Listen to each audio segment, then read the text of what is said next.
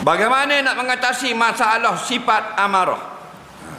Marah ini marah yang betul, marah yang salah. Marah yang betul ni marah yang dipuji syarak.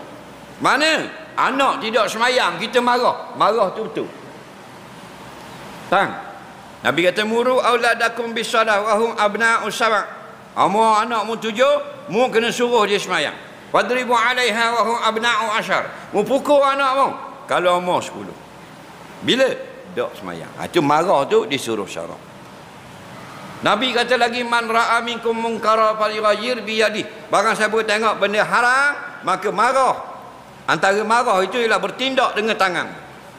Fa illam yastati' fa bilisani, tak ada kuasa bertindak dengan mulutnya, tulis dalam media sosial benda mungkar. Faham? Jadi marah tu boleh. Bini anak dara pakai seluar tidak tutup aurat, kita marah. Marah tu dipuji syarak. Faham?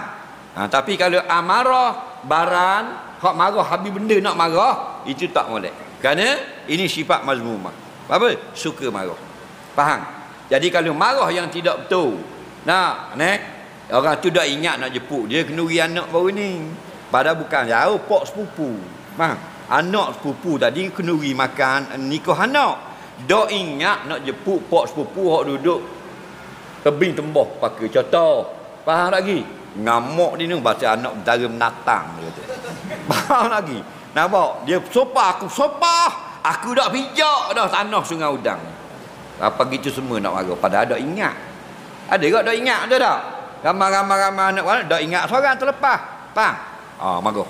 Marah tu dilarang syarak. Tak betul marah gitu. Faham tak lagi? Marah pasal tak boleh gojek. Faham tak lagi? Padahal kabel besar dah tak boleh menatang. Marah. Jadi kalau marah yang tidak patut ni lah kita buang perangai ni. Dari mana tu marah yang tidak betul? Daripada syaitan. Maka syaitan daripada apa? Syaitan tu awakmu daripada kayu ke plastik? Syaitan. Api.